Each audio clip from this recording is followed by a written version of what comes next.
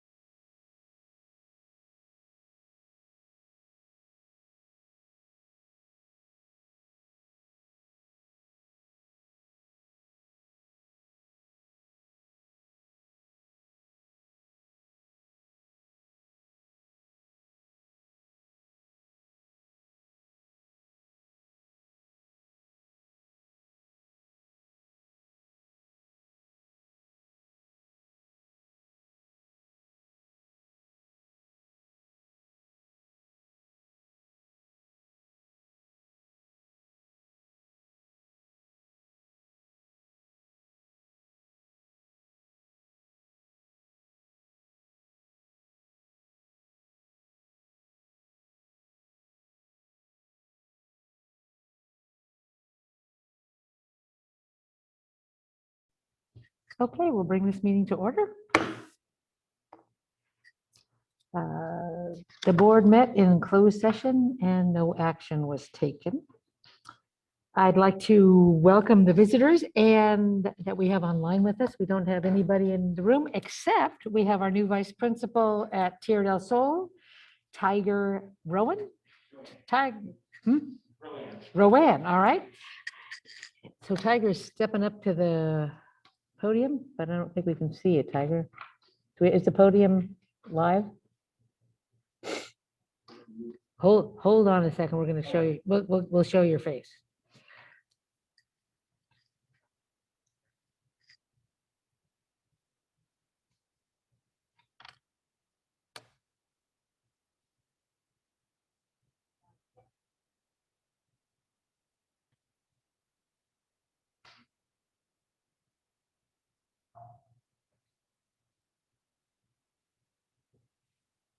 We're almost there.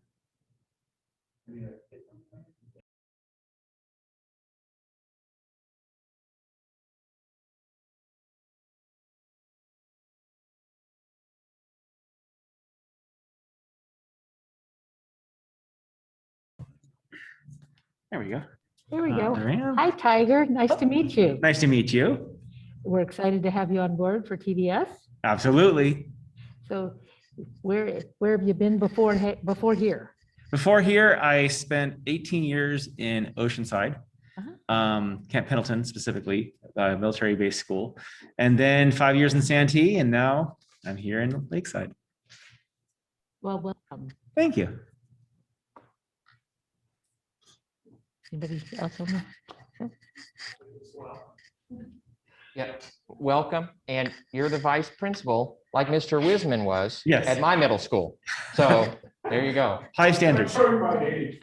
I heard Andrew Young speak one time, and he said he thought at every middle school, or there should be a sixth grade teacher who was a drill sergeant in the military.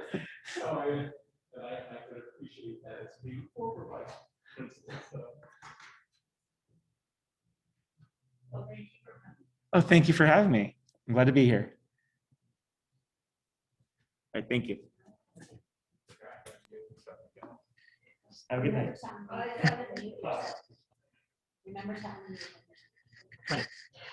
Now we'll say the Pledge of Allegiance.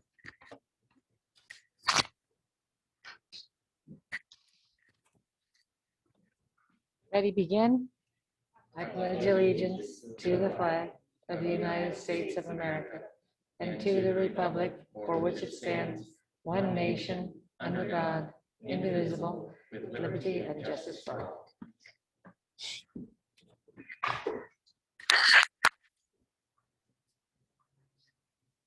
Okay. So trustee reports, we'll start down there on the end with, it's like Bonnie's having a microphone issue here. Maybe we'll start with Dawn. Well, go ahead.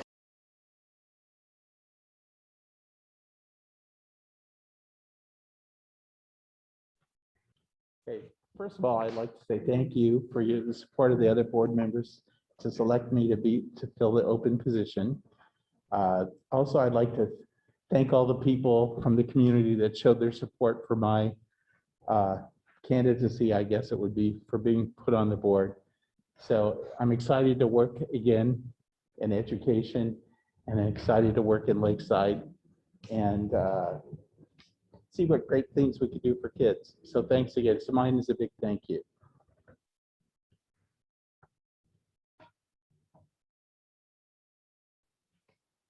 I just wanted to say that the year's over with, and a big thank you to everyone. We had a lot of ups and downs this year. I'm looking forward to the new school year already. I know we just finished the school year, but I'm looking forward to the new school year. And I just wanted to send a thank you out to everyone who has been part of this crazy year that we've had. So that's all I wanted to say. Thank you.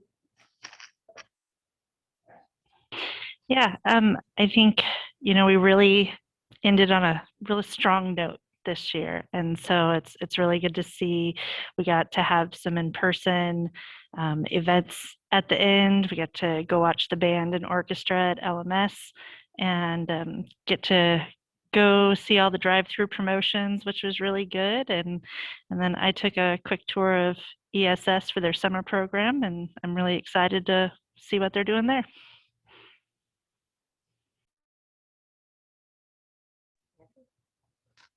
Okay. Well, I just want to thank everybody for their hard work this year. And since I think since the last meeting, I went to CSBA Delegate Assembly, although we've had so much going. I don't know if I can't remember if I went, but I know I was there. I just don't know if it was in between last meeting or not. And then we also had all the promotions, lots of fun. I want to thank all the staff for their work on that. I know it was less hot than usual, but still slightly warm on some of those fields and such. So I want to thank you for that. And I just want to thank all of our teachers and staff for their work this year, and get some rest this summer, and looking forward to seeing you next year. And I know some are going to go to Summer Academy, but there's a little time, so get some rest, and we'll go from there. So I look forward to seeing you in the fall. I echo the sentiments of my fellow trustees. Thank you so much to all the staff for the entire year, and also for all the promotions. We had a great time. Also, it was really fun to go to LMS and see the concerts and the dance. So it was really a fun ending to what's been an unusual school year. Thank you to all. Okay. First presentation is Dr. Johnson.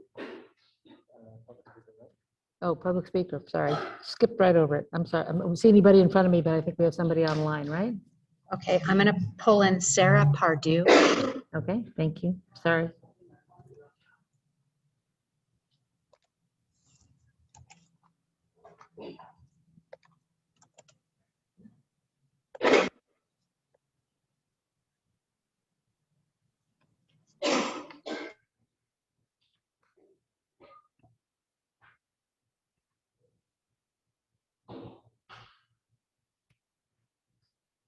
We can see your name, Sarah, so you ready to speak? You can unmute yourself and speak. Welcome. Hi, can you guys hear me? We can. Oh, okay. I'm in my kids' room, so I'm trying to hide from them.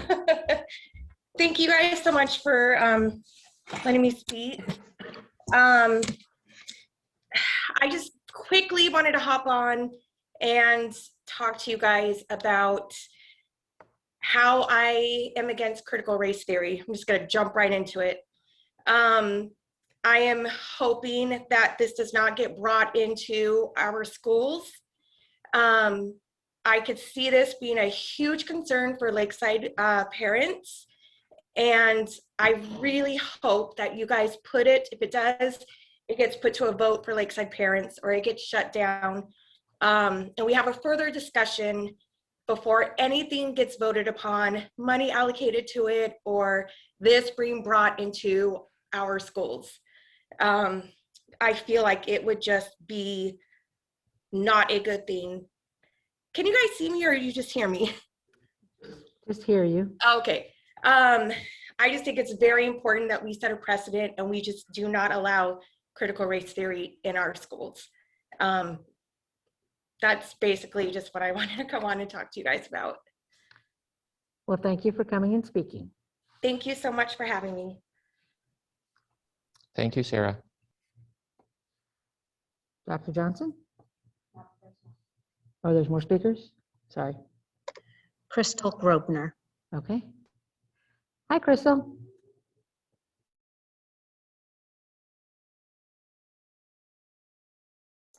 Okay, good evening, everyone.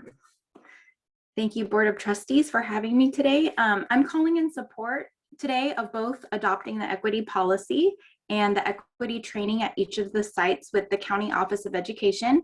As a PTA parent and member of the district's equity committee this past year, I know that equity is important in achieving academic success for all of our students, and it's also been a part of the LCAP's mission for years. Our board adopting the equity policy and incorporating equity training into professional development finally puts it into real action and hopefully real results. From the surveys and the data that we reviewed on the equity committee, we were able to learn some of our greatest areas of opportunity. As a district, I would like to specifically see what we can do to increase student outcomes in math and instill a love of math with more students, then literacy, and then other subjects and enrichment. I'd love for there to be an opportunity for parent involvement and input at the site level so we can help come up with other programs that our schools need and also bridge gaps between sites. And as a PTA volunteer, I know that our programs are more meaningful when we work closely with our principals and counselors. And if I have more time, I'd like to thank you for recording the board meetings and posting them for all of the constituents later viewing. It shows your commitment to transparency and helps families engage, which is really important. And I'd also like to thank whoever put together the math challenge for the summer. We're so excited about that. Thank you for having me tonight. Thank you, Crystal. Any more speakers, Lisa? We have one more speaker, Liz Rogers.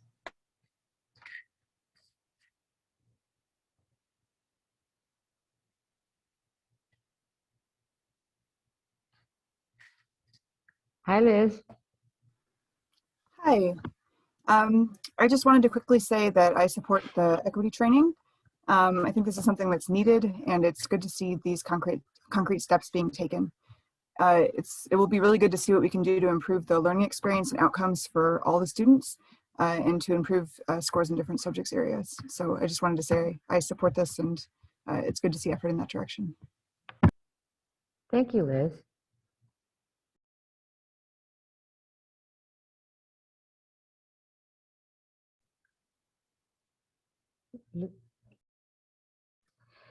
That's it for the speakers.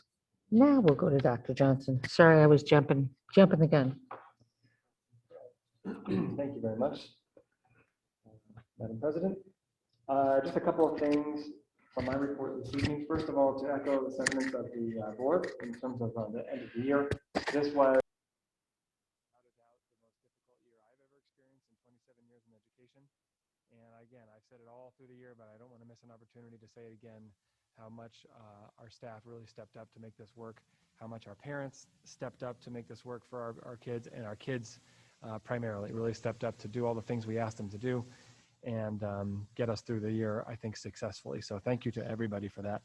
The promotions last week were great. Such great spirit, and it's so nice to hear all the great things that the kids have accomplished and be able to celebrate them. That was awesome. Next year, we should be back in traditional style promotions.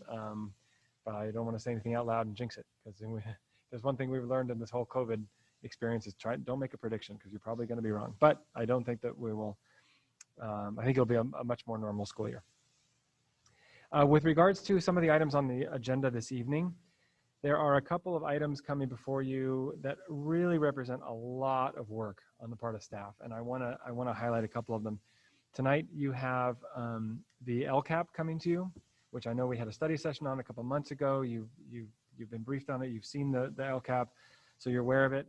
And then you have a budget presentation. And each one of these two presentations are going to be 10, 15 minutes before you this evening, but they represent hours and hours and hours and days and days and days of work by a lot of people.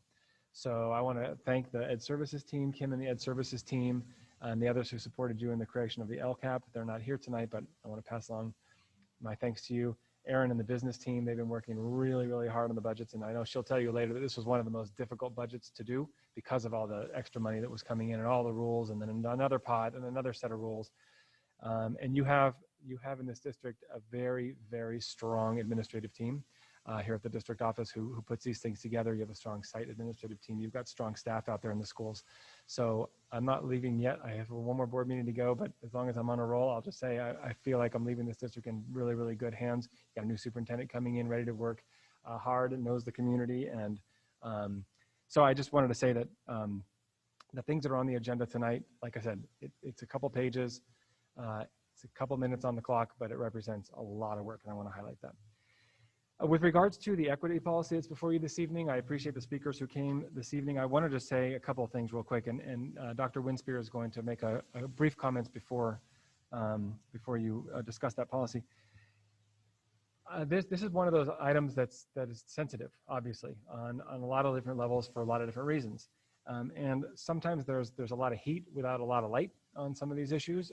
So I think it's really important that we go slow, that we have these conversations, that we ask our questions, that we discuss them. Here's what I would just say. I really appreciate the comment about critical race theory. There is nothing in this policy about critical race theory. There are no plans in this district for critical race theory. This is what this comes down to for us. This is not a political policy. These are not political efforts. Politics happens out there somewhere. We're in the business of educating kids.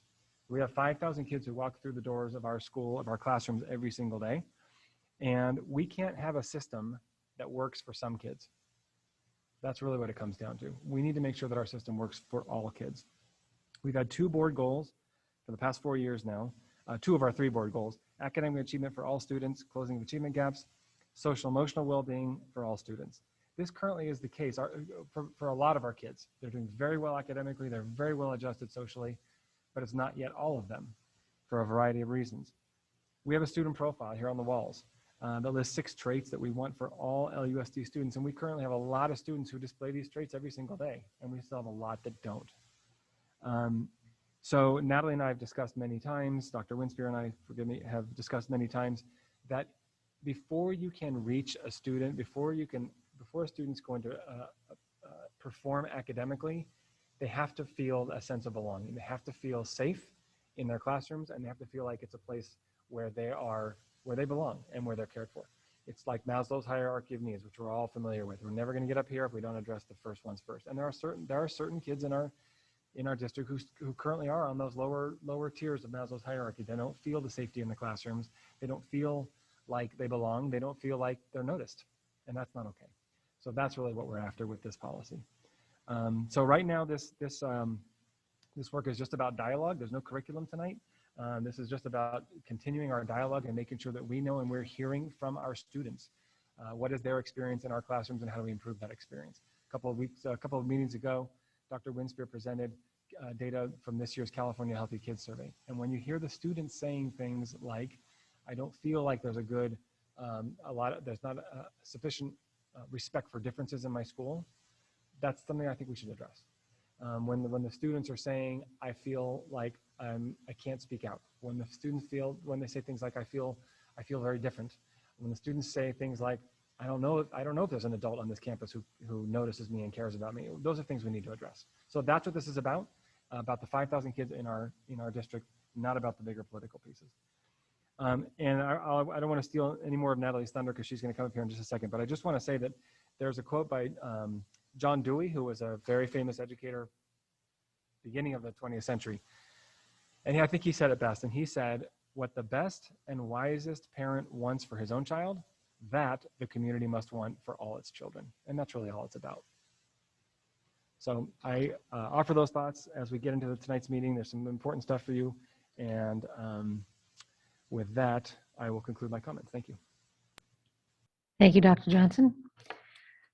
Now we will bring up Kathy Castle from the Bond Oversight Committee to present us with the 2019-2020 annual report.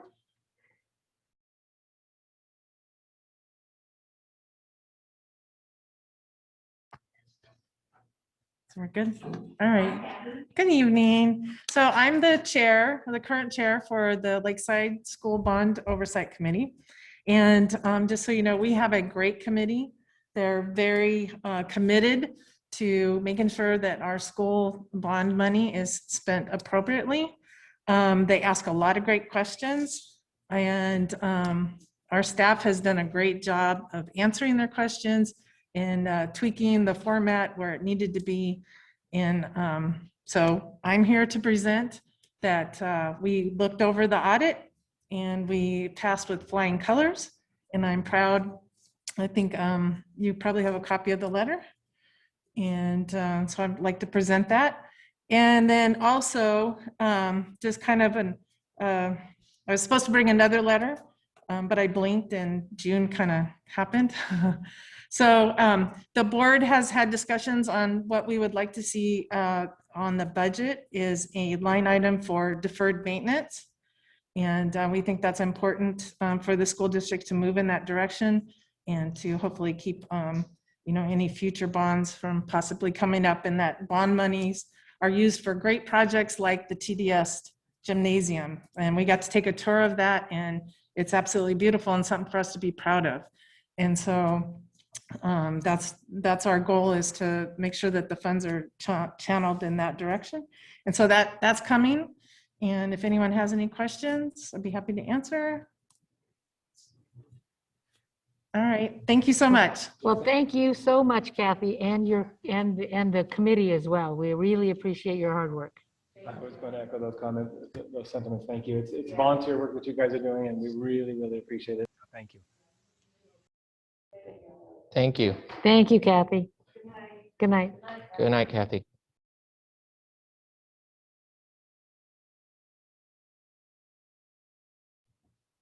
So would someone like to make a motion to approve the annual report for the Bond Oversight Committee for the 2019-2020 year?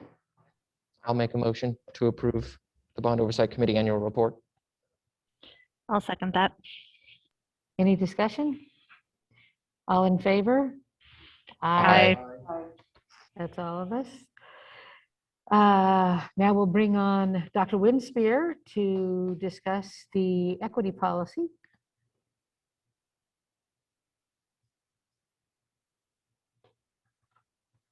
Hi, Natalie. Hi there, I've been promoted to a panelist.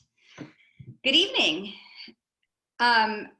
Welcome, Mr. Wiseman, to the board. I'm excited to have an opportunity to meet you, hopefully this evening in person. I am here to speak a little bit about the equity policy that you are going to be having your first read of this evening. So as you know, one of the recommendations made by the Equity Committee was the adoption of this board policy, affirming the board's commitment to equitable educational experiences for students in Lakeside. This policy would affirm our commitment to eliminating disparities in educational outcomes for all LUSD students and would pave the way for practices and policies that ensure all students have access to programs that meet their needs. This would include academic interventions, mental health services, and social emotional learning, things that, as you know, we have committed a lot of time and resources to in our district over the last several years. Having a policy such as this in place would encourage those at every level of our system to consider how our systems and day-to-day actions affect access for all students, including those who are neurologically diverse, culturally diverse, linguistically diverse, and socioeconomically diverse. Board Goal 2, as Dr. Johnson mentioned, states that students in the Lakeside Union School District will receive support that enables them to thrive socially and emotionally, including the celebration of diversity within our community and affirmation of the importance of our common humanity. This board policy puts Board Goal 2 into actionable language, requiring that we gather and analyze data, allocate resources, and provide access for all students to schools with a positive and inclusive climate where they can feel belonging and thrive academically and emotionally. So with the support of the Equity Committee, I highly recommend that the board adopt this policy. Do you have any questions for me? Questions? Thank you very much, Natalie. Thank you. Thank you. Okay, now we'll have a public hearing to hear comments from the public on the disclosure of the collective bargaining agreement for the tentative agreement with the California School Employees Association and its Chapter 240. Is there anyone here to speak at the public hearing? Seeing none, would someone like to make a motion that we approve the tentative agreement?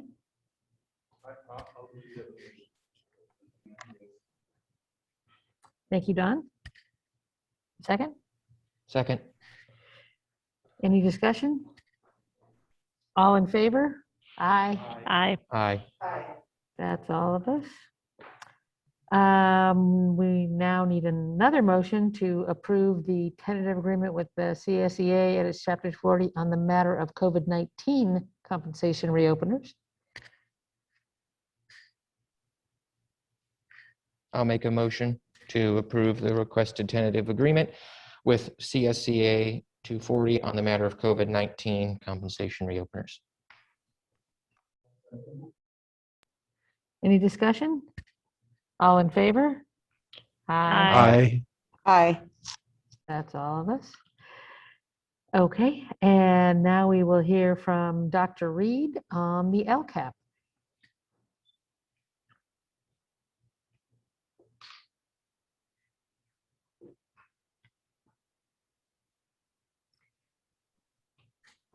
Hi, Kim. Hi, just moving back to my office. Let me get my presentation up for you.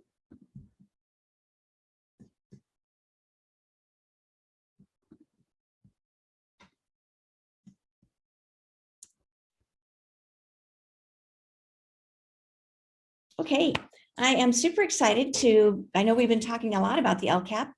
I believe this is my third time in front of you to discuss the LCAP, and this is the night of our public hearing. So public hearing on our LCAP 2021-2022. We've been on a road to getting here. We've discussed our governance roles, and we've had a conversation about local control funding formula and the accountability process around that. We've looked at our district status in terms of our achievement and our socio-emotional levels, and we've had lots and lots of community input through thought exchange and panels and committees. And then we've done some strategic thinking to create our goals and our actions. And now we're at the transparency phase where we have a public hearing and we are on our way to approving the LCAP. As a reminder, you've seen this before, but the foundations of an LCAP, a local control accountability plan, is that it's equity focused. So as Natalie mentioned, this plan is designed to close those persistent opportunity and achievement gaps that exist in our district. This plan must reflect deep stakeholder engagement, meaningful engagement of our community stakeholders, and it's student driven. It has to meet the needs of all of our students. Just so that you know, again, you've seen this slide before, but I just want to remind you who our students are. We have 4,671 students in our district. 2,081 of those students are economically disadvantaged. 338 are English learners. 805 of those students are students with disabilities, and we have 9 foster youth and 13 homeless youth at the time that we collected this data. I'll mention that some of those students may be represented in more than one group. So we'll take a second. Kelly Gilbert works in our Ed Services department. She's our coordinator of Ed Services and does all things data. So I'm going to turn it over to her so that she can walk you through our annual update and our learning continuity and attendance plan. Thank you, Dr. Reed. Good evening, everybody. I'm here to update us on the LCAP. And so previously in the LCAP, we had 5 major goals and a series of metrics that would help us evaluate our annual progress towards each.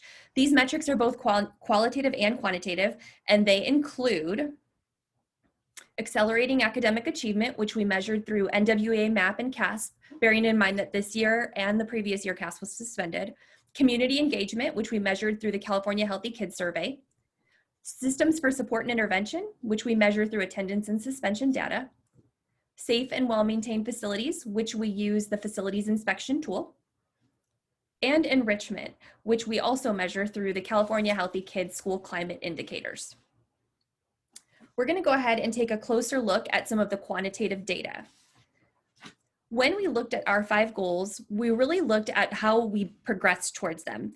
I have an asterisk here, you'll see it throughout the presentation, and that indicates that some of the goals were not able to be measured this year due to COVID's impact on assessment and participation. So in goal number 1, for example, we originally had 12 goals, but only 6 were actually able to be measured. Of those 6, 4 of them were actually met, which included access to sufficient materials, English language development support, access to a broad course of study, appropriately credentialed and assigned teachers. The 2 goals we didn't meet were pausing the NGSS adoption due to the budget, as well as the reclassification rate for our English learners. We had a goal of 13% and we reclassified 7. Although I do want to comment that the bright spot on that was that we reclassified students, whereas many of our districts in San Diego did not, because they were not able to get the testing done. Our next goal was community engagement. We met all 3 of the 3 goals that we had set out to measure. 81% of our families are satisfied with opportunities for meaningful participation in school. That was a pretty big increase from previously where we were at 69%. We also had increased participation in our DAC and DLAC committees, going from 45 to 64% on the District Advisory Council and from 64 to 73% on the DLAC. And we also used multiple means of communication with families. You've seen an increase in our social media presence, as well as our communications electronically. Moving forward, we also looked at evaluating our systems for support and intervention. We originally had 6 goals here. Of the 5 that we were able to measure, we met 3. We had no students drop out of school at the middle school. None of our LUSD students were expelled. And our suspension rates did decline, although bear in mind that, again, COVID had a lot to do with that because our students were learning from home. 60% of the CHICS, which the California Healthy Kids Survey climate indicators were met, and we're going to talk about that more in goal number 5. We also saw some positive attendance rates decrease significantly, and we do believe that virtual learning had a significant impact on this. To look at safe and well-maintained facilities, we met 0 out of the 2 goals we had established. We had a goal of 100% of our schools receiving a good or above rating on the FIT. All of our sites received a fair rating. Also, 83% of our families reported feeling satisfied with the facilities at their child's school, and our goal was 90%. Looking towards enrichment, we met 1 out of our 2 goals.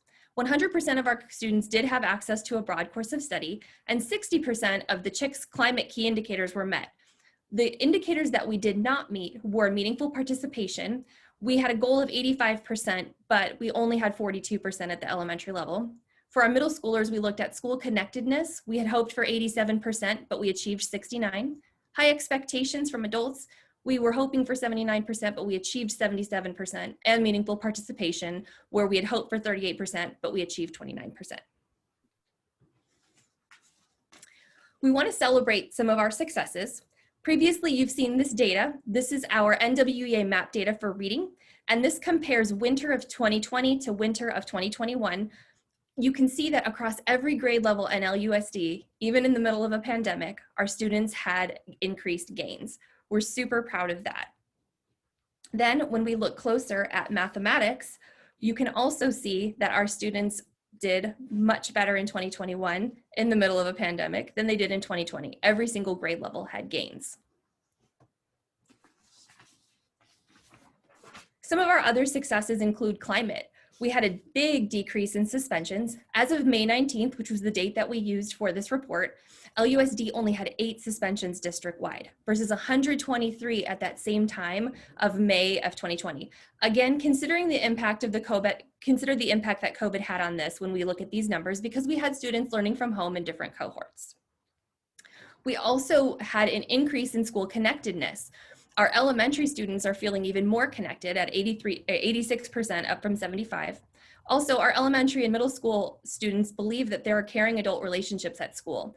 Elementary saw an increase to 82 from 68, and middle school saw an increase to 64 from 51%. Finally, we saw some decrease in academics for academic gaps for our English learners. And so you're going to see that in graphic representation on the next slide. Our ELs made marginal gains towards closing that gap. And this is where you'll see that data here. So when we looked at all students, which are represented in the blue, that's every student in LUSD, all of our students increased by 1 mean RIT score from last year. And that's a good thing. You can also see that our students with disabilities increased by 1, our students of socioeconomic disadvantage increased by 1, and our English learners actually increased by 4. So that was something to celebrate. For math, you can see that all of our students decreased by 1.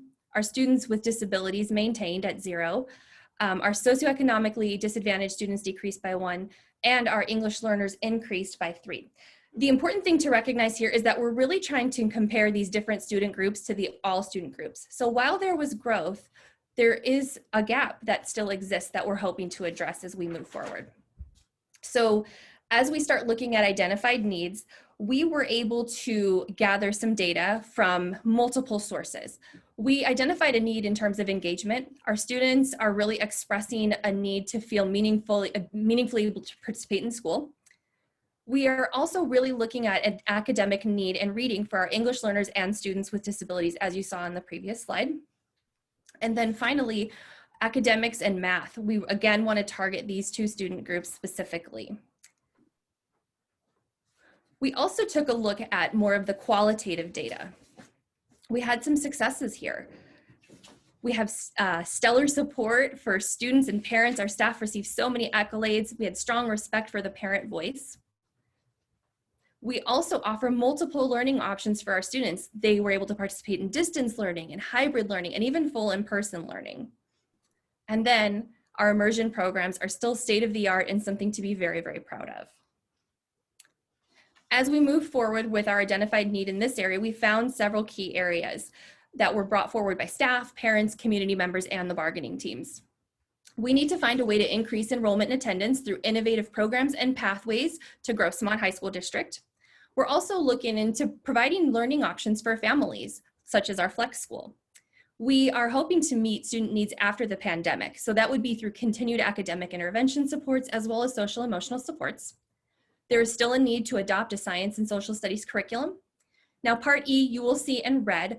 The reason that this isn't red is because this was brought forth as an identified need. However, it's not something that we address in the LCAP, and that is salaries to attract and retain high quality staff. Cost of living adjustments should be reflected in these salary increases. And then finally, keeping an eye on our facilities. We want to increase our deferred maintenance funds for schools to include our HVAC improvements, carpet, restrooms, etc. Also, parents and staff express the need to retain and support high quality teachers to provide supports to students, as well as the need to support students both socioeconomically and academically. And then finally, for our students really communicated and expressed to us through various surveys that we need to rethink or eliminate homework. They're also seeking more engaging learning opportunities, more hands-on learning, more creative experiences. And finally, our middle schoolers had expressed an interest in switching to Chromebooks instead of iPads. Thank you, Kelly. Of course. Okay, so looking forward, these are our current LCAP goals. Goal number 1 was all students to make academic growth in order to reach mastery of grade level standards, individual goals, and development of the LUSD student profile competencies. Goal number 2 is students will receive support that enables them to thrive socially and emotionally, including the celebration of diversity within our community and affirmation of the importance of our common humanity. And goal 3, schools and individual classrooms will be safe, inviting, and student-centered. Here are our new LCAP goals for 2021-2022. You'll see that goal 1 and goal 2 are the same. Goal 3, however, has changed. Goal 3 is the district and school sites will pursue purposeful and innovative instructional models to foster high levels of student engagement and ensure that all students are academically challenged.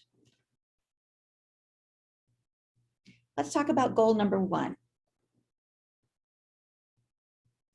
The metrics that we'll use to measure growth towards goal number 1, we'll use winter math scores, and we'll disaggregate those by student groups for English, language arts, and math. We'll use the LPAC, that's our assessment for our English language learners. We'll look at progress and reclassification rates, and we'll look at CASP scores by student group. The alignment and calibration work. This is the actions, one of the actions that we'll take to meet those goals and achieve those metrics. We did this work today. We're selecting key standards. We're adding aspects of the student profile, and we're adding in the ELD standards, and we're creating authentic performance tasks to assess. The supports that we're providing are principal and principal lead teacher teams. We're providing release time, professional development days, and district-wide PLC time. And then we're providing summer workshops. We're also working on multi-tiered systems of support that will be reflected in the LCAP. We brought on a universal screener, that's NWA map, and progress monitoring tools, providing rigorous, engaging core instruction through that alignment and calibration work that I just mentioned. And then we're bringing on GLAD strategies for our English language learners. That's guided language acquisition development strategies. And then we're providing tiered supports, universal, strategic supports for our students that need additional support. We're bringing on the supports that we're providing are evidence-based intervention. So we're bringing on a district-wide intervention for phonics and a district-wide intervention for fluency. We have one multi-tiered systems of support teacher on special assignment. We're bringing on another one. We're not really bringing on another one. We had a position that we didn't fill. We're filling that position. And then we're bringing on a kid watch process or a collegial conversation process where we have teams that are coming together to look at individual students and monitor their progress and make sure that nobody's falling through the cracks. So here's what the key actions in goal 1 around academic growth looks like. We don't have a specific goal around maintenance, the deferred maintenance and routine maintenance, but so that all goes into goal number 1. Expanded learning, we have intervention teachers, aides in summer school. That is in here, but you'll recall that you saw this in our expanded learning opportunities grant. So that allocation is in gray because that money is coming out of expanded learning and not the LCAP. Meaningful integration of technology, so that's devices and the staff and the applications to keep those devices integrated into our instruction. Multi-tiered systems of support for academics. Again, we're bringing this money is paying for universal screeners and progress monitoring, data monitoring tools, the staff that we need to put those systems in place, and our English learner support. Standards alignment and calibration. I mentioned the summer institutes, teacher release time. We're also, that's the alignment and calibration leads, the teachers and principals that are working together to make that happen. We're also bringing on committees over the next 3 years to look at homework, to look at grading, and to look at our report card. And then we'll be providing cabinet and principal professional learning around these topics. Parent engagement, we're bringing on, we have now 2 community liaisons that are working at our Title I schools.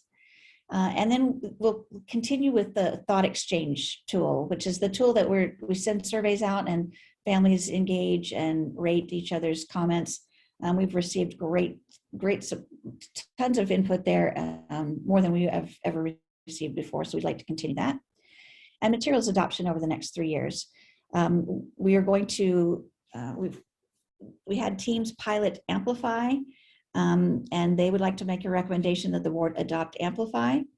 And then that's for K through 5. The middle schools are currently in a pilot, and we'll continue that pilot into next year of Open SciEd for science. We currently do not have an English adoption for middle schools, so we're looking at EL education for a possible adoption. And then we're looking at a curriculum guide for a history social studies curriculum. This allocation is low. That is just a first-year cost. Goal number 2, that is our socio-emotional goal. The metrics that we'll use to measure our growth toward meeting that goal is California Healthy Kids Survey, a staff survey and parent surveys, suspension rates, and expulsion rates. So the key strategies that we're using to meet this goal are we are going to adopt a district-wide socio-emotional curriculum so that every student has access to this instruction. We will continue to support and expand a behavior team, and we will have a universal socio-emotional screener and tiered supports for social-emotional learning. And the supports, again, I mentioned the curriculum adoption for the social emotional curriculum. And then we'll provide staffing for that behavior team. And then the universal screener is our student risk screening scale. So here are our key actions. So I mentioned the staffing to support their social-emotional learning. So we have counselors, assistant principals, and coordinators that all come together to support those goals. Multi-tiered systems of support, that's already been reported in goal 1. The behavior team consists of behavior specialists, behavior aides, PBIS aides, and wellness together mental health supports. I've mentioned part of this, those PBIS aides and the mental health contracts that will be paid out of the Expanded Learning Opportunities Grant and the local control funding formula. Equity Mindsets, that's the contract with San Diego County Office of Ed that you heard some of our speakers speak to today. Attendance tracking, that's the tool we use to make sure that our kids are coming to school every day and that we are reaching out and notifying families when students aren't coming to school. A materials adoption, we mentioned the district-wide social-emotional learning curriculum, and then social-emotional support for our staffs, because we know it takes a healthy staff to support healthy students. And goal 3, this is our goal where we're trying to provide engagement to our students, but we're also trying to increase enrollment across our district. The metrics that we're going to use for this goal are the California Healthy Kids Survey, the staff survey, and parent survey. And we're going to look at chronic absenteeism by students and dropout rates by student groups. Our key actions for innovation and engagement are the Flex School that we've mentioned, that I've mentioned to you previously. We're going to continue to support our signature programs, our immersion and our arts programs. We're going to look at innovative learning models at our sites, and we're going to explore some community partnerships. We'll provide staffing and curriculum to be able to support these, professional learning, and some seed money to our sites to start thinking about these innovative learning models. So here are those key actions broken out. Standards and alignment work, we've already spoken to. Our Flex School will provide staffing and curriculum for our Flex School. We'll continue to support our immersion and our arts programs. Here's the seed money. So a school can investigate a learning model by traveling and going to observe another school that's possibly using an instructional model that they're interested in, going to a conference, maybe doing some reading around a concept, and then they'll get something started, get an idea going, build an accountability system around it, and then come present and possibly get an additional funding to build that model. And then we're meeting with the Strong Workforce and the California Center for the Arts to see if there's any possible partnerships we can develop with them to either expand or bring on new opportunities for our schools. Part of the LCAP process is looking at the stakeholder feedback that we've received and identifying where in the LCAP we've included that feedback. So what you see here is the qualitative and the quantitative feedback that we've received. Red is quantitative and the purple is qualitative. And if you'll scroll back in your, you don't have the presentation, but I'll tell you here that every piece of feedback that we received is included in either goal 1, goal 2, or goal 3 of the LCAP, except for that one goal that Kelly mentioned in red that we don't address in the LCAP. Part of the LCAP is the budget overview for parents, which you'll see in Erin's budget presentation, which is coming shortly. So I'll pause there for a moment to see if anyone has any questions.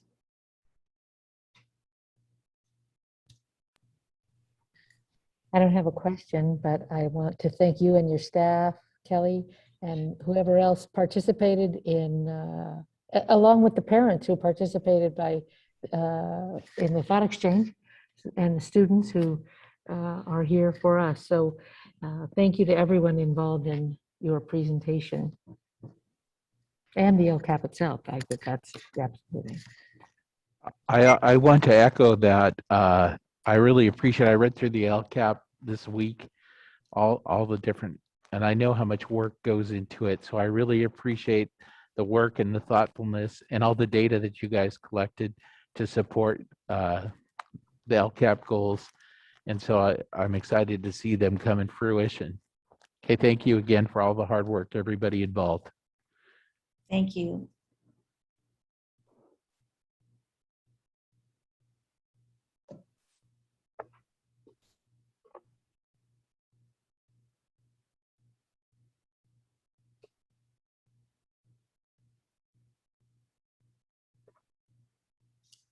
Are we? I can't hear if someone's speaking. Are we ready for the report? Oh, sorry. No, right, but we had to open the public hearing. Oh, sorry. That's all right, but I was muted, sorry. So does anybody have, is there anybody to speak for the public hearing? No, seeing none, then we will move along to Aaron's presentation of the 2021-2022 adopted budget.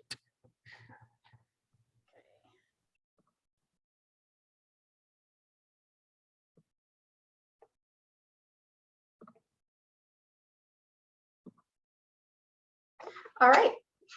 So tonight we have the report is actually called the 2021 estimated actuals and the 21-22 adopted budget presentation. The stacked coins theme of this presentation is kind of foreshadowing what you're going to see tonight. For next year, we have a large sum of money, lots of resources on a one-time basis coming to our schools to support all kinds of additional interventions to support the learning loss related to the COVID-19 pandemic. And unfortunately, those are one-time resources. And so after that, our resources are going to shrink. So that's kind of what you're going to see in the numbers that I'm presenting tonight. Additionally, I just wanted to add that as I was putting this budget together, I was reflecting that this is the 20th school district budget that I've either developed or been a part of reviewing. And as Andy mentioned earlier, I can share with you that is by far the most difficult budget because of a couple of reasons. Number one is all the additional resources that are coming. It's coming across multiple years. It has different time limits, different rules for each pot of money. And then also it's been difficult because of the extreme unknowns that we've had to deal with all year. If you recall, at this time last year, we were looking at facing huge cuts to schools. And here we are a year later, and that didn't happen, and everything is kind of in a different place. So just wanted to share that, this has been very difficult, and we've done our best, and we've adjusted along the way, and we will continue to have to keep adjusting our budgets as more things become known. So as Kim mentioned, the very first section of the LCAP is a short summary called the LCFF Budget Overview for Parents. And it's basically some high-level charts that give parents an idea of the funding and the investments that's going towards all of the great action plans that we have in the LCAP. So I've used some of those snapshots here. The first is a pie chart that basically shows all of the revenues coming into the district, very similar to what I show and what I'll show you later in the budget presentations. And then kind of on the right side of this chart, it also has some bar graphs. The first one shows that we have a total, we're budgeting for a total of $62.8 million in our budget for next year. And of that amount, $10.8 million is dedicated to all of our plans in the LCAP. And so just want to point out here that all of the line items, every single goal and every single action in the LCAP has been aligned in our budget, and we do have money set aside to make sure that we can achieve all of those items. And then finally, there is a section of the LCFF Budget Overview for Parents that takes a look back at how we did last year. And because we didn't have an LCAP last year. It instead looks at that learning continuity and attendance plan that we created at the beginning of the school year. And so in that original plan, we had planned to spend about $1.8 million towards services to our high need students. And then we are reporting out at this point in the year that instead we spent actually a little bit more than that, of 1.9 million on actual expenditures towards all of those activities that we had planned at the beginning of the year. All right, so we'll move on to the details of the budget. Again, this is the only time of year that we're actually preparing a budget for 2 fiscal years at the same time. What you'll see tonight is information from the current year budget from the 2021, and that's referred to as the estimated actuals. That is the 5th budget iteration for this school year that we're doing. And then this will be the very first time you're seeing the budget for 21-22, and that's referred to as the adopted budget. All right, so you probably know that the state budget for next year is still pending. On Monday, the legislature approved its version of the budget as Assembly and Joint Assembly Senate Bill 128. But at this point, there is not agreement between the governor and the legislature on key items of the budget. So they will continue to negotiate and work together, and the governor will, at some time in late June, we expect there to reach an agreement either with the legislature's version of the budget, but he also has the ability to veto certain items. So I have in this chart here some of the key differences in the education budget between the governor and the legislature at this point in time. The first key difference is that the governor was proposing to pay down all but the June cash deferral, and the legislature, on the other hand, would like to pay off all of the cash deferrals next year. The governor doesn't provide specific relief for cost pressures, and we'll talk a little bit more about these in a minute. So the cost pressures that we're facing are for PERS and STRS, as you know, as well as the state unemployment insurance account. So the governor instead provides a super COLA, a cost of living adjustment, and he expects school districts to use that to address the cost pressures, while the legislature provides one-time funding to reduce those employer contribution rates to all of those programs next year. And then finally, the governor was providing some funding for expanded learning programs for school districts that receive concentration grant funds under the LCFF. So if the governor's version is approved, our district does not receive concentration grant funding and would not receive anything. However, the legislature's version includes expanded learning program for all unduplicated pupils. In that scenario, we would receive some funding. So those are the key differences, just so you know. And so what I'm presenting tonight will definitely change as the state budget changes. So at this time, we would recommend that the board approve the budget as is next week on June 14th. And there, as always, there are provisions that we are constantly updating and revising our budget. And we have an opportunity to do that in the 45-day budget revision after the final State Budget Act is approved. So moving on to some of the major assumptions that we've made in this budget. For revenues, our revenue assumptions were based on the governor's May revised budget, as well as some local factors that we know of here. For the LCFF, that means that we have budgeted for what's being referred to as a super or a mega COLA of 5.07%. Essentially what that was, if you remember, we received 0 cost of living adjustment for the current school year. So what the state is doing is they're basically recognizing a 2-year compounding of the statutory COLA. So the statutory COLA for this year was 2.31. For next year, it's 1.7. They're recognizing that and providing funding for that 2 years combined. Plus, they're adding on an extra 1%, essentially. And that's what's referred to as the super COLA of the 5.07%. In the budget for next year, we also are recognizing COVID relief funding of an additional $2.7 million. And our special education funding is currently based on estimates that we receive from our local SELPA. There are some proposals in the state budget that would provide additional funding to special ed of a 4% COLA, as well as additional funding for preschool.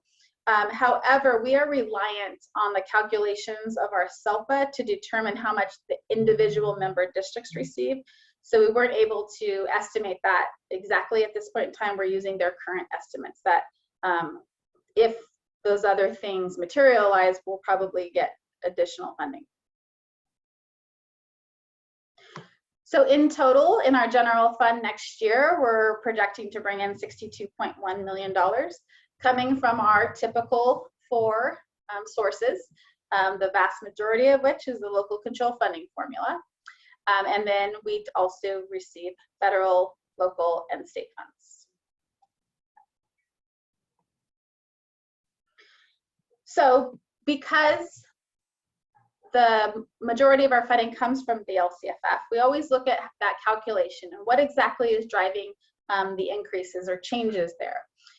So just want to remind everyone, this is very, very important, that we are receiving funding based on the exact same ADA or average daily attendance number that we received last year. Because typically when you're in declining enrollment, and unfortunately we are experiencing that, as you all know, you typically have a 1-year hold harmless provision where you're able to use the prior of the current or last year. However, because of the pandemic, we didn't actually take real attendance this year for funding purposes. We have to use the 1920 attendance figures for funding. And the state is basically extending that hold harmless into next year. So we have 2 years of hold harmless on ADA because of the pandemic. And then our unduplicated pupil percentage has increased just a little bit at 0.58. And then primarily the reason for the increase in funding for next year is because of that super COLA. We received 0 COLA last year, and we're getting 5.07% next year. So you can see that nets us a total of $2.2 million in additional LCFF revenues.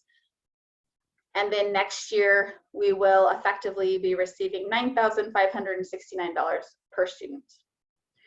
And then off to the right-hand side in red, we have to remember that that $2.2 million of funding, a portion of it is set aside to provide services specifically to our unduplicated pupils. So really only about 1.9 million of that revenues is really discretionary funds that we're able to use on all of our budget.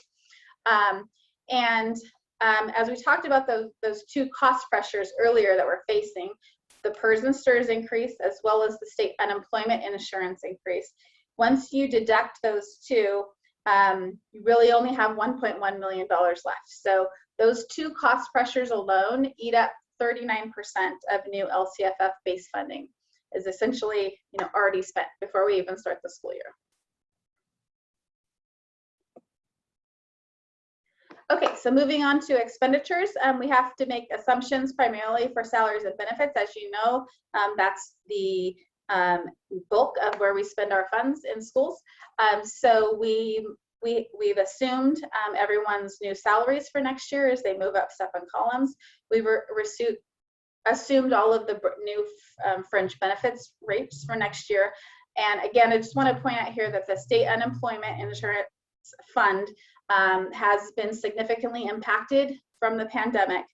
And so in order to boost those accounts and get them back to where they need to be for next year, the amount that we have to pay into unemployment is increasing by well over 2,000% next year. And that alone is costing us $400,000. We're assuming health benefits are increasing by 3%. And we've had a lot of changes in our number of employees. So we have assumed 15 fewer teachers in the budget next year. We have right-sized our staffing due to our declining enrollment to match the number of students that we currently have. And then what we've done is we've with the new funding, we've added back in teachers, intervention teachers for next year with the expanded learning grant.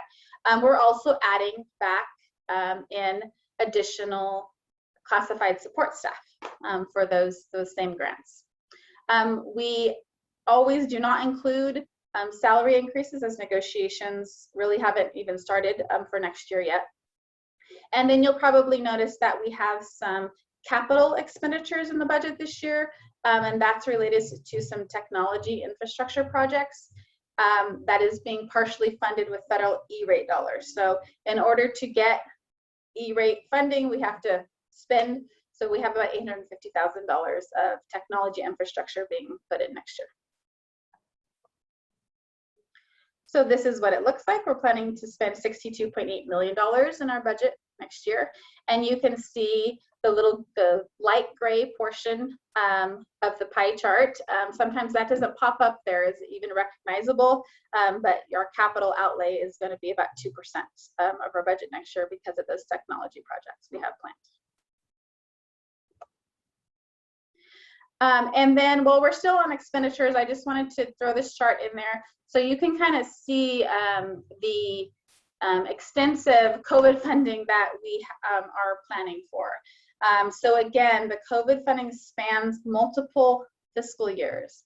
So you can see in the first column in 2021, we are managing 11 different funding sources, and they're noted there at the bottom. 6 federal sources, 5 state funding sources. $12.8 million has come in this year. We're spending a portion of that, and then the bulk of it will be carried over into the coming school years. Next year, we're going to still be managing 6 sources of funds. We're expecting to recognize another $2.7 million of COVID relief funds. We'll be spending down that, and then we'll continue spending down the balance over the subsequent 2 years in 22, 23, and 23, 24.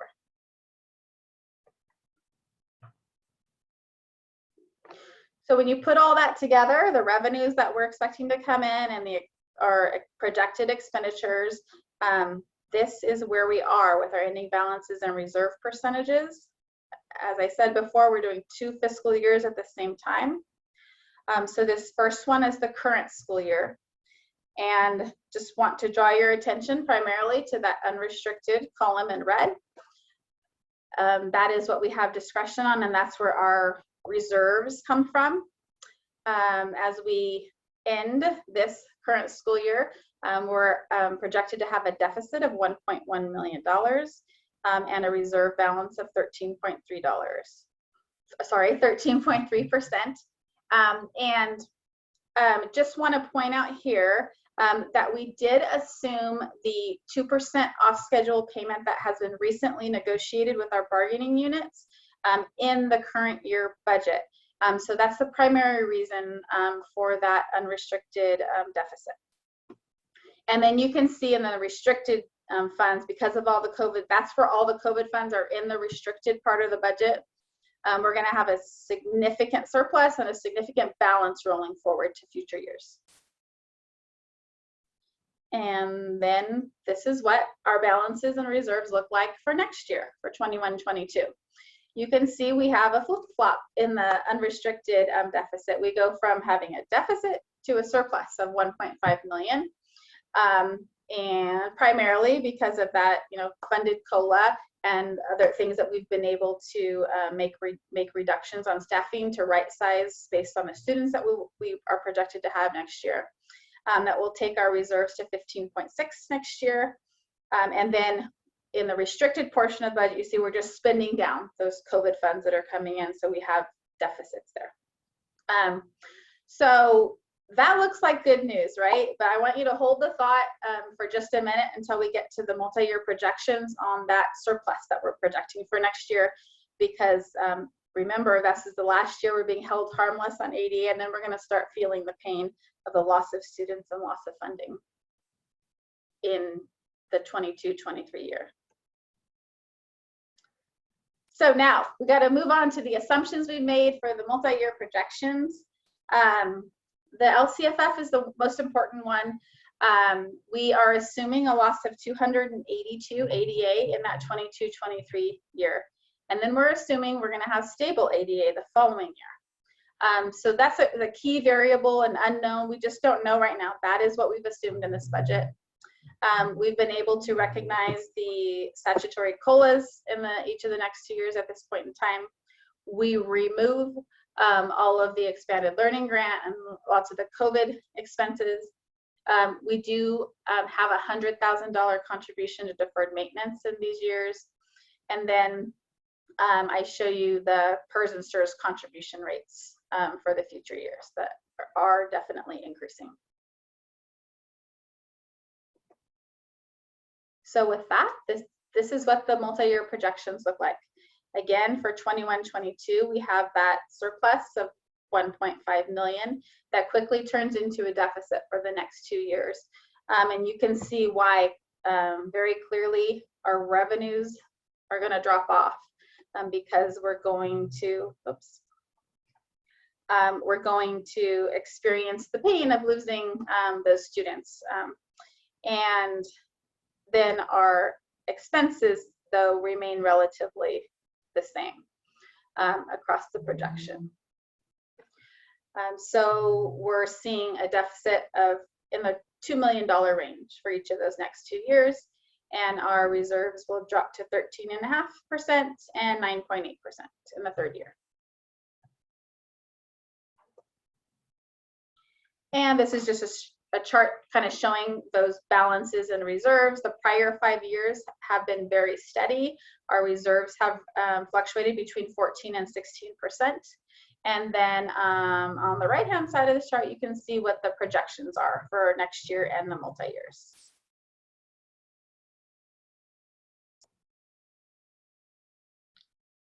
So at the adopted budget time is the only time we are required to show every single fund that the district operates. So just want to point out here that in addition to the general fund, the district operates 9 other funds. I have 3 on here that I'd like to spend just a moment talking about. These are the 3 funds that have the primary activity in them. And the first is child development in red. As you know, we've had some significant challenges in this particular program during the pandemic. And in this current school year, we're expecting to end with a deficit. You know, we've had to make some changes to our preschool program. And as well as we've had some strains in our ESS program. However, we are assuming that things go back to normal in those programs next year, and we hope that we'll be able to break even in that. That's kind of what the budget looks like for next year in there. Moving on to the cafeteria fund, we have made a huge turnaround in the cafeteria this year, primarily due to the federal program that allowed us to operate through the summer seamless option this year. That is, we've been able to bring in additional federal reimbursements for all of those meals that we've served at school, as well as the drive-through at the central kitchen. So we do have significant surpluses projected in both this year and next year there. And then finally, as you know, we have lots of activity going on with our bond projects. And yellow here that kind of shows where we are for each of the 2 years. Want to point out that in August of this year, in 2021, we are going to sell our third and final series of our Measure L bond, and that's where you see the $13 million of revenue coming in, and we will quickly spend that on all the projects that we have going on, and just have about $8 million to roll over into that final year of the bond, and we'll finish out the bond program completely in 22-23.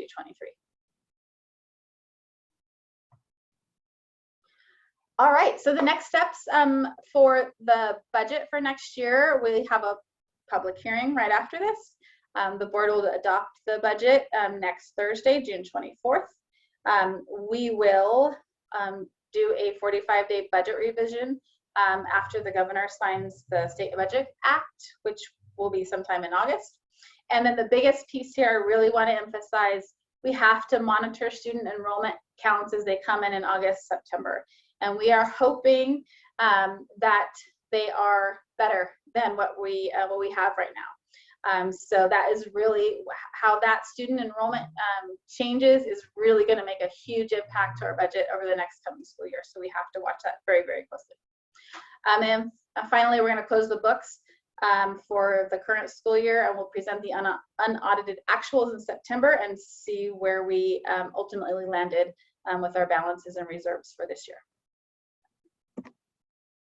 And that's it. Does anyone have any questions? Questions? I see everyone shaking their head no. So thank you so much, Erin Welcome. and Shannon and the team for putting together this budget. I know it is a monumental task as well. Okay, so we will open the public hearing. Lisa, do we have any speakers to the public hearing? We do not. So we will bring the LCAP and the budget back next week. Moving on to the consent agenda. Would someone like to make a motion to designate the items of business to the consent agenda?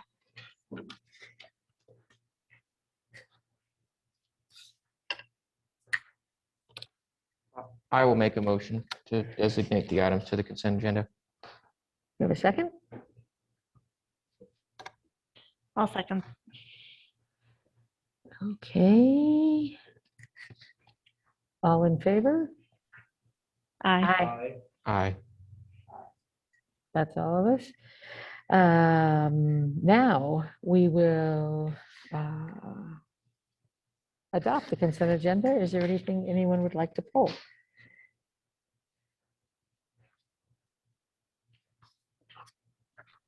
Make a motion that we adopt the consent agenda. Okay. I'd like to pull 3.10 just for some discussion. Anybody else? No, I was going to pull that as well. Okay. Then all in favor of approving everything other than 3.10? Aye. Aye. Aye. Okay, that's all of us. So now we'll talk about 3.10. Aaron, I just wanted to talk briefly about so what's coming up. So we'll continue to do Navy Housing, Verona, and then some other supplementary routes. It's not just Verona and Navy Housing, but there will be some other routes that will kind of go in conjunction with those. That is correct. So that is what they've been doing currently this year. So after they complete those Verona and Navy Housing routes, there's typically still time in their bus route schedule, and they go in the surrounding areas and pick up some more students and then drop them off at other schools that start later than those schools. For an example, after they pick up the kids in Verona, they drop them off at Lindo Park in TDS, and then they go through the neighborhoods around Lakeview and drop some kids off at Lakeview because they start later than both of those other two schools. So they will continue to maximize and pick up as many students as possible on those two primary general ed routes. So Aaron, on their 6 hours a day, does include drop off and then pick up in the afternoon also? Yes, it does. Okay. Bus drivers have the split schedule, so yes. Okay. Andrew? I was going to ask, so when we did this, there's no loss in jobs in the district, is that correct? That's correct. So currently we did have a significant number, about 5 or 6 of our bus drivers have either retired or resigned sometime in the last year or two. And so we do have a lower number of staff currently in the transportation department. So these changes do not require any layoff or it will not cause anyone to lose their job. Thank you. Any other comments or discussion? Would someone like to make a motion to approve 3.10? I'll make a motion to approve 3.10.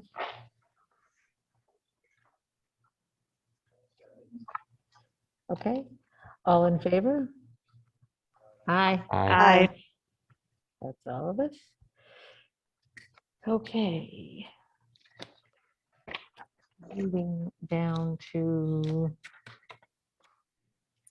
item J, that we have the first reading for the, sorry, my earphone's falling out. First reading of the board policy 0415 on equity.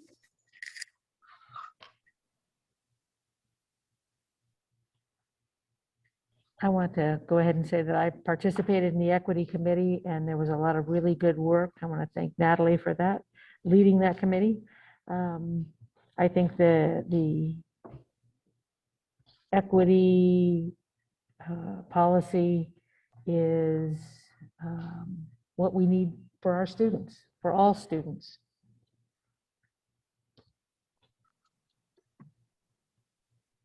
Anybody else have anything? I would agree. I really like and appreciate the hard work on the policy and the thoughtfulness gone into it and what we're looking at. And I do have a couple questions, at least on if this is our first reading, if I said I wanted to add a couple words, would that be possible? Dr. Johnson? Yeah, it's here for the first read, so it doesn't get adopted until next week. So if there are any additions or changes that the board would like to discuss, that's what the first read is. Okay. Okay, great. Thank you. So we'll have the first reading of Regulation 3553, free and reduced price meals. Everybody seemed pretty straightforward. Okay. The first reading for board policy and administrative regulation 6159, individualized education program. Okay, we're good with that one. I was good with that. And the first reading of 6159.1, procedural safeguards and complaints for special education.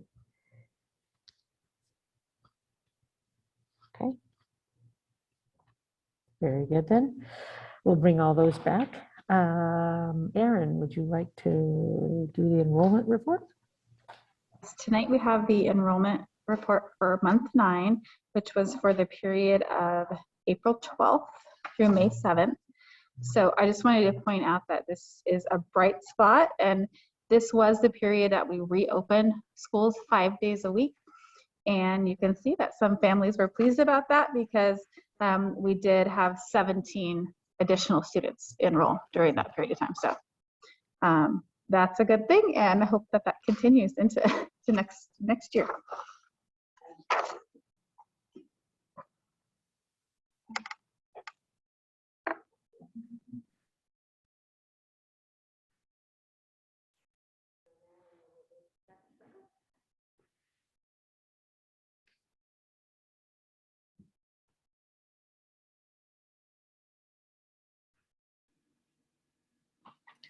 Good evening. It's good to see everybody. Can you hear me? Yes. Awesome.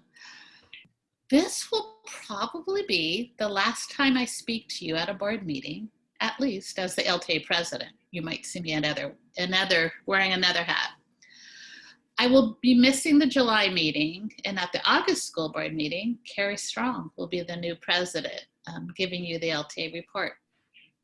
So as I was passing this president baton, I've been reflecting on the years that I've been a leader in this role.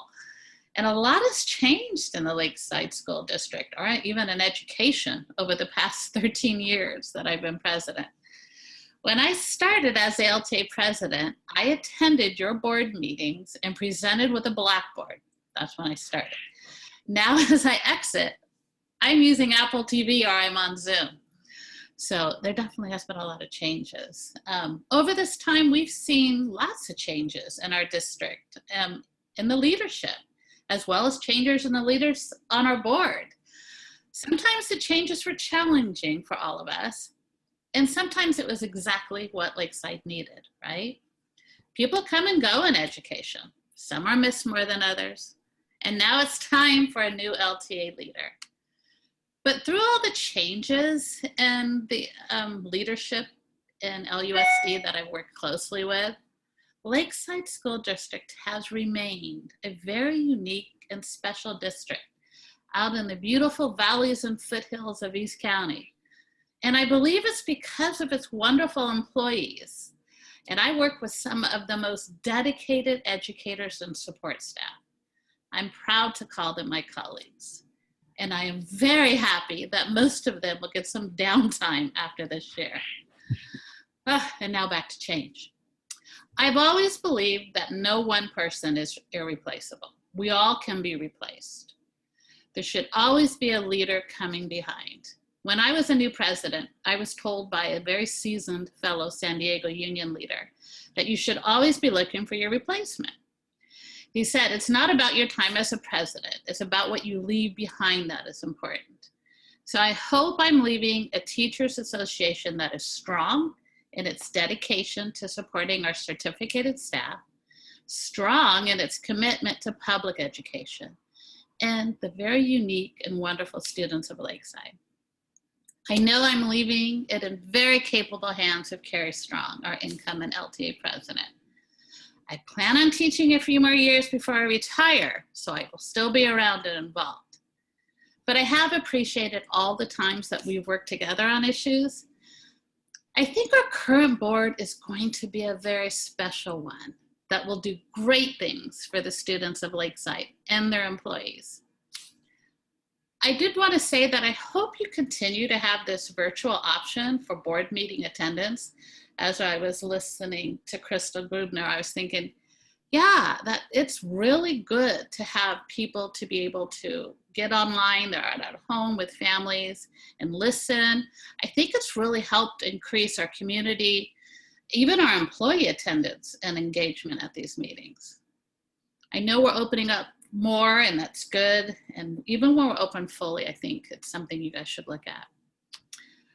Lastly, I would like to wish Dr. Andy Johnson all the best on your new leadership journey. You will do well in San Marcos. And also in closing, I want to welcome Dr. Rhonda Taylor back to the Lakeside Union School District as its superintendent. And I would like to welcome Don Weisman as our new school board member. Very excited to have us work with both. I'm excited to see where we go from here. That's it for me. Thank you for letting me be of service. Thank you, Kathy. Thank you. Okay, now we'll have David Myers.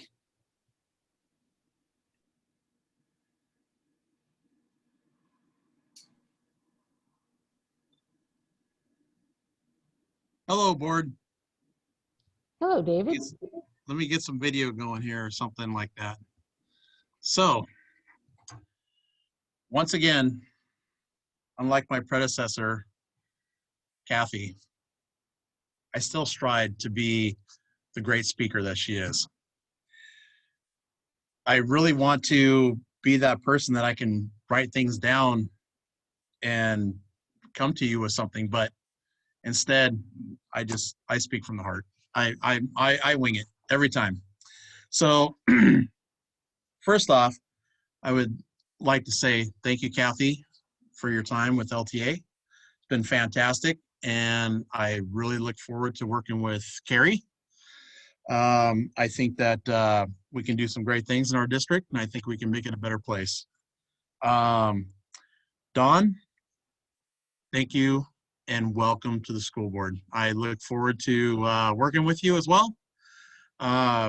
Kim, great presentation on the LCAP, and thank you very much for having me in your office and explaining some certain things to me that I may not have understood.